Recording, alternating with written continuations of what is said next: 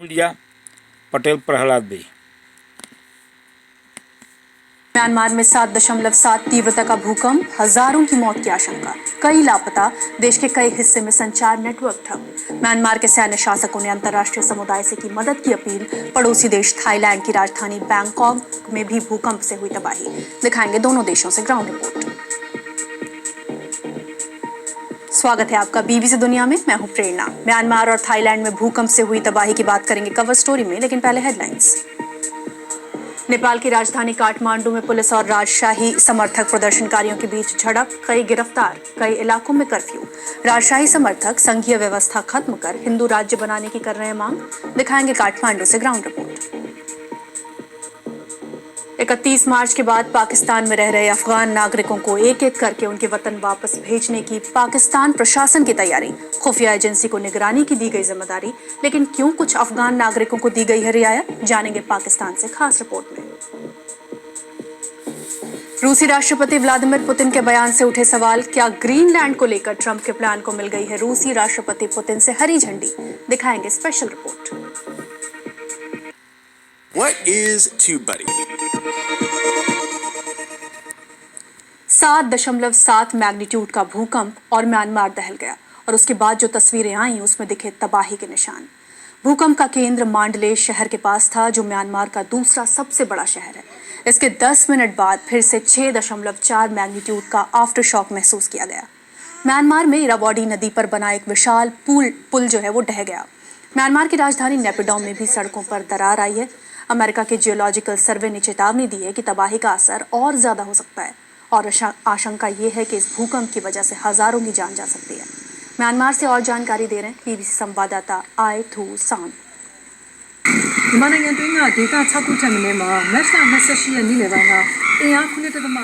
अधिकारियों ने इस भूकंप के बाद आफ्टर शॉक की चेतावनी जारी की है और जगाइन, मांडले, मगुवे, शन स्टेट, बगु और नेपिडॉ के प्रभावित इलाकों में आपातकाल घोषित कर दिया गया है। यहाँ वो जल्द से जल्द मदद पहुंचाने और नुकसान का जायजा लेने की कोशिश कर रहे हैं।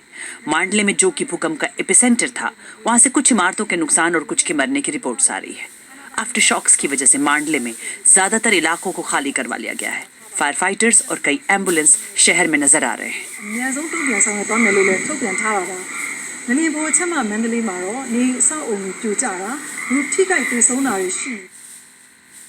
भूकंप का दायरा इतना बड़ा था कि इसका असर लगभग 1000 किलोमीटर दूर पड़ोसी देश थाईलैंड और चीन पर भी हुआ। थाईलैंड की राजधानी बैंकॉक में भी इमारतों को नुकसान पहुंचा। वहां इमरजेंसी घोषित कर दी गई है, और वहां से जो तस्वीरें आ रही हैं उनमें से कुछ आपको विचलित कर सकती हैं। वहां एक आधी बनी इमारत गिर गई। पुलिस ने जानकारी दी है कि इसमें 43 मजदूर दबे हुए हैं। बैंकॉक के गवर्नर ने कहा है कि ऊंची इमारतों पर असर ज्यादा पड़ा है और बैंकॉक को तबाही ग्रस्त इलाका घोषित कर दिया गया है। एक वीडियो में दिख रहा है कि झटकों के कारण एक इमारत हिल गई और उसके स्विमिंग पूल के पानी में ऊंची लहर उठ रही है। बचने के लिए लोग सड़कों पर भागते दिखे। इस पर और जानकारी दे रही हैं बीबीसी थाई सर्विस की संवाददाता पनीसा मोका। When the earthquake happened, I was actually at home. जब भूकंप आया तो मैं घर में काम कर रही थी, लेकिन फिर मुझे चक्कर आने लगे।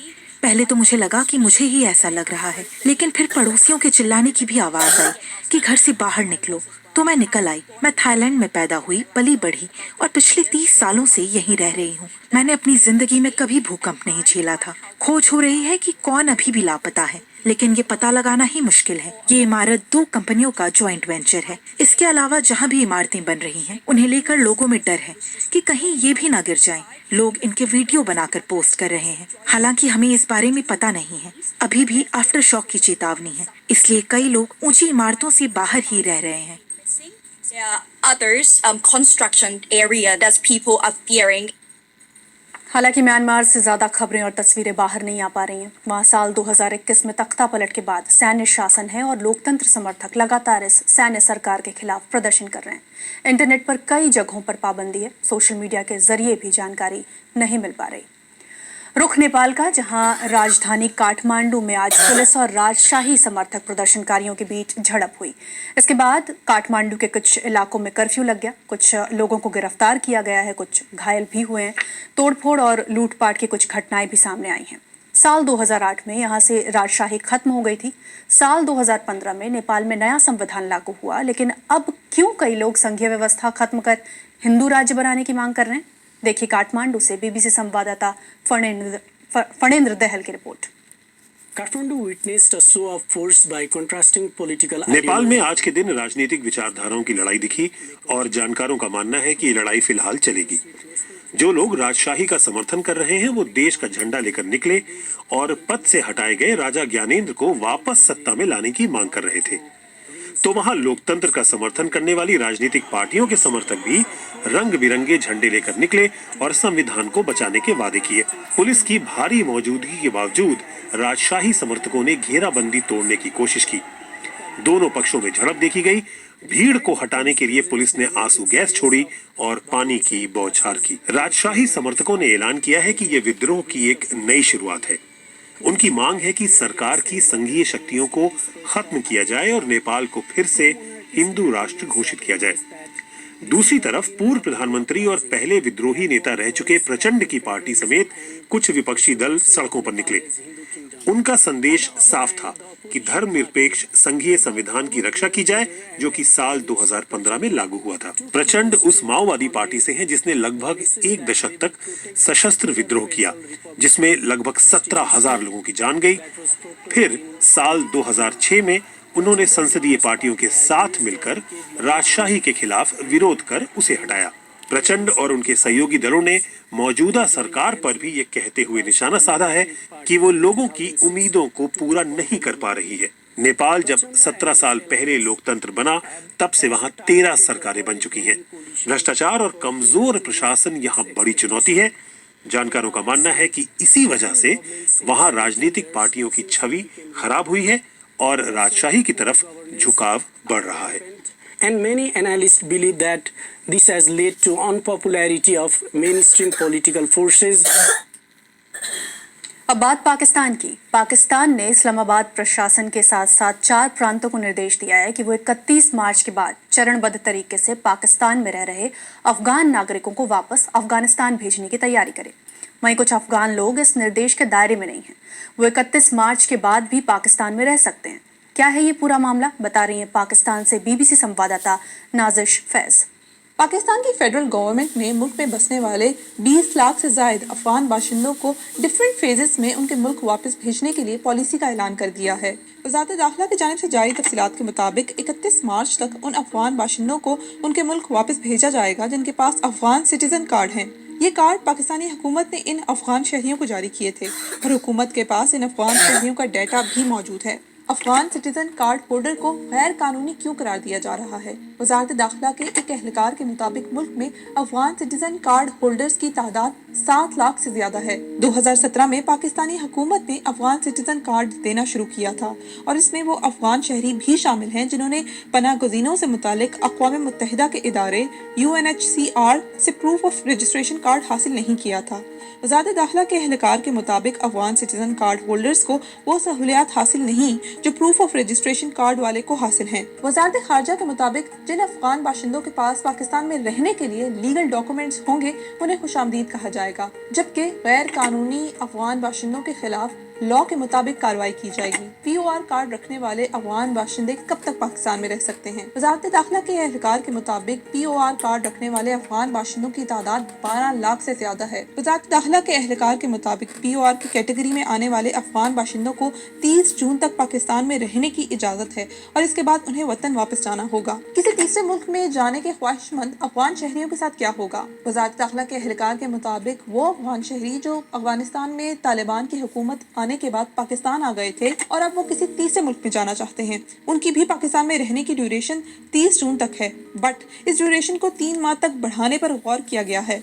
उनके मुताबिक वज़ारत खारजा को हिदायत दी गई हैं कि वो पाकिस्तान में कायम डिफरेंट कंट्रीज की एम्बेसीज से रब्ता करें और उनसे दरख्वास्त करें कि वो इन अफगान शहरियों के वीज़े का अमल जल्द से जल्द मुकम्मल करें। उन्होंने मजीद कहा कि इस कैटेगरी में आने वाले अफगान बाशिंदों के लिए पाकिस्तान में रहने की मुद्दत 30 जून से बढ़ाकर 30 सितंबर तक करने का फैसला किया गया है और अगर इस अरसे के दौरान डिफरेंट एम्बेसीज इनको वीज़ा जारी नहीं करते तो 30 सितंबर के बाद ये अफगान शहरी भी पाकिस्तान में गैर कानूनी तस्वुर किए जाएंगे। ये है सुंदर सा दिखने वाला ग्रीनलैंड, लेकिन जब से डोनाल्ड ट्रंप अमेरिका के राष्ट्रपति बने हैं तब से ये देश आए दिन सुर्खियों में रहता है। वजह है इस देश में ट्रंप की दिलचस्पी। ट्रंप कई बार ग्रीनलैंड को अमेरिका में शामिल करने की बात कह चुके हैं, पर अभी हम इसकी चर्चा इसलिए कर रहे हैं क्योंकि अमेरिका के उपराष्ट्रपति जेडी वांस ग्रीनलैंड के दौरे पर हैं और इस दौरे से पहले रूस के राष्ट्रपति व्लादिमीर पुतिन ने एक बयान दिया है जिसे ऐसे देखा जा रहा है जैसे पुतिन ने ग्रीनलैंड को लेकर ट्रंप के प्लान का समर्थन किया हो। यही नहीं, उन्होंने इस क्षेत्र में अमेरिका के साथ आर्थिक सहयोग बढ़ाने की भी बात कही है। तो पुतिन के इस बयान के क्या मायने हैं, देखिए बीबीसी के रूस संपादक स्टीव रोजनबर्ग की इस रिपोर्ट में। Your free copy of my new best-selling book. Arctic रूस यूक्रेन में चल रही जंग से मीलों दूर तो है, पर इस इलाके में अमेरिका की ही नहीं बल्कि रूस की भी दिलचस्पी है। रूसी राष्ट्रपति व्लादिमीर पुतिन रूस के आर्कटिक फोरम में आए और चेताया कि भू राजनीतिक लड़ाइयां अब तेज हो रही हैं, जैसे कि डोनाल्ड ट्रंप ग्रीनलैंड पर नियंत्रण चाहते हैं। लेकिन क्या पुतिन ने इसकी आलोचना की? बिल्कुल नहीं। ग्रीनलैंड को लेकर अमेरिका का प्लान बहुत गंभीर है। उनकी ऐतिहासिक जड़ें बहुत मजबूत हैं और ये साफ है कि अमेरिका आर्कटिक में अपने भू रणनीतिक, सैन्य, राजनीतिक और आर्थिक हितों को व्यवस्थित रूप से आगे बढ़ाता रहेगा। जहां तक ग्रीनलैंड की बात है तो ये दो अलग अलग देशों का मामला है, इसका हमसे कोई लेना देना नहीं है। रूस खुद रिसर्च शिप्स और सैन्य बेसिस के जरिए आर्कटिक में अपनी उपस्थिति मजबूत कर रहा है। इसके बावजूद उसने अमेरिका के सामने एक प्रस्ताव रखा है, प्राकृतिक संसाधनों से भरपूर क्षेत्र में डील का प्रस्ताव। हम आर्कटिक में निवेश में सहयोग के लिए तैयार हैं। ये सैन्य तंत्र में हो सकता है या दूसरे किसी क्षेत्र में जो रूस के और अमेरिका दोनों के लिए फायदेमंद हो। पर डील होने से पहले यूक्रेन में जारी जंग का खत्म होना जरूरी है। पश्चिमी देशों ने रूस पर आरोप लगाया है कि वो मामले को लटका रहा है, कोई समझौता नहीं कर रहा, बस शर्त पर शर्त रखे जा रहा है। मेरा फोकस अर्थव्यवस्था और निवेश है, इसलिए मैं राजनीतिक मुद्दे पर टिप्पणी नहीं करता। मैं केवल इतना कह सकता हूं कि हमारी अच्छी बातचीत हुई है और ये बहुत जरूरी है कि अमेरिका रूसी पक्ष को समझने की कोशिश कर रहा है। ऐसा लगता है कि रूस को भरोसा है कि वो आकर्षक डील के वादों के बूते अमेरिका को अपने पाले में ला सकता है। और जब आप अमेरिकी अधिकारियों को यूक्रेन जंग से जुड़ी वही बातें दोहराते सुनते हैं जो रूस कहता आया है, तो उसका ये आत्मविश्वास भी समझ में आता है। हाल ही में मैंने एक रूसी अखबार की हेडलाइन देखी थी जिसमें लिखा था कि रूस और अमेरिका के अधिकारी अब एक ही भाषा बोल रहे हैं। तो क्या रूस के लिए यह चौंकाने वाला है? जानने के लिए हमने रूस के सबसे ताकतवर और संदिग्ध शख्सियतों में से एक से बात करने की कोशिश की। Nikolai Patrushev federal security service के प्रमुख थे, अब वो पुतिन के सहयोगी हैं। जब आखिरकार हमारी मुलाकात हुई, मैंने उनसे पूछा, क्या अमेरिका का बदला हुआ रुख चौंकाने वाला है?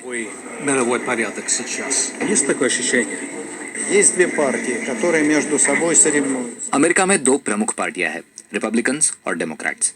जब डेमोक्रेट सत्ता में थे तो वो केवल एक ही पक्ष सुनते थे। रिपब्लिकन्स दूसरे नजरिए को भी सुन रहे हैं। इसका ये मतलब नहीं कि वो रूस की बातों से इत्तेफाक रखते हैं, ये उनका अपना नजरिया है और हम बस उनके साथ सहयोग कर सकते हैं। नई साझेदारियां, नए गठबंधन।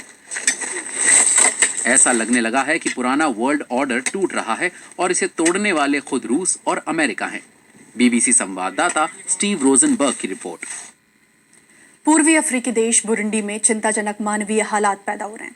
यहाँ पड़ोसी देश डीआरसी यानी डेमोक्रेटिक रिपब्लिक ऑफ कॉन्गो से आए हजारों शरणार्थियों ने बुरुंडी में ही एक दूसरे शरणार्थी कैंप में जाने से मना कर दिया है। बुरुंडी की सरकार शरणार्थियों को आते ही अस्थायी शिविर में ले जाती है और अब जब इन लोगों को एक स्थायी और सुरक्षित जगह ले जाने की कवायद शुरू की गई है तो ये लोग विरोध कर रहे हैं।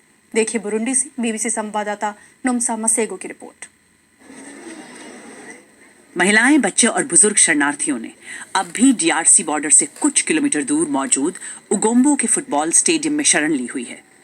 उनके पास खाने को ज्यादा कुछ नहीं है और उन्हें डर है कि डेमोक्रेटिक रिपब्लिक ऑफ कॉन्गो के दक्षिण में मौजूद इस नए रिफ्यूजी कैंप में जहां 10,000 लोग रह सकते हैं, वहां हालात और खराब हो सकते हैं। हम रुताना के कैंप्स में नहीं जाना चाहते क्योंकि हम में से कुछ लोग जो भाग कर आए हैं लेकिन उनकी आर्थिक स्थिति ठीक है। उस रिफ्यूजी कैंप में हम बंद से जाएंगे और मदद के लिए पूरी तरह दूसरों पर निर्भर हो जाएंगे। जो कैंप में है वो पहले से ही काफी कुछ झेल रहे हैं। उनके पास आसरा नहीं है और वो वापस भी नहीं जा सकते। जिन्हें हम कॉन्गो में छोड़ कर आए थे वो भी अब फंसे हुए हैं। तो अगर मैं फिर से कहीं और बसने का सोचती हूँ तो मेरे बच्चों का क्या होगा जिन्हें मैं कॉन्गो छोड़ आई हूँ? वो मुझे नहीं ढूंढ पाएंगे।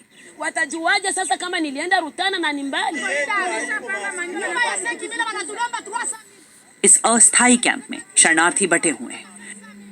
कुछ ने कहीं और जाने का मन बनाया है।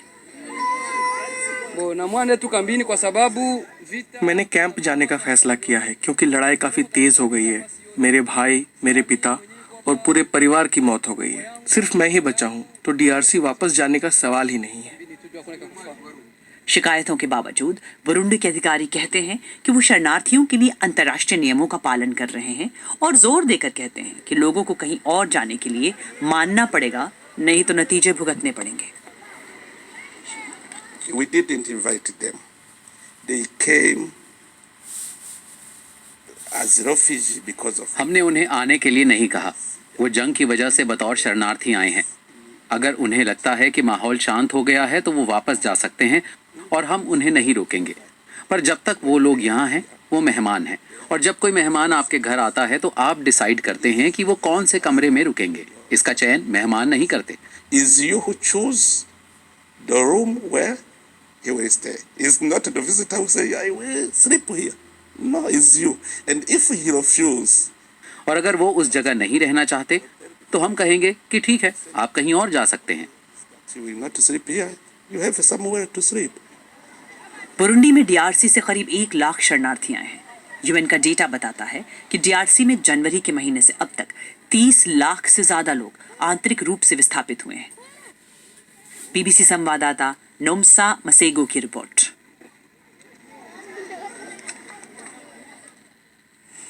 और जापान में आ गया है चेरी ब्लॉसम का मौसम। राजधानी टोक्यो में हर तरफ फूल ही फूल खिले हैं। इसका पीक सीजन अप्रैल है, लेकिन उससे पहले ही टूरिस्ट वहां खिंचे चले आ रहे हैं। जापान के लोग भी अपने परिवार के साथ पार्क में पिकनिक मनाने आ रहे हैं।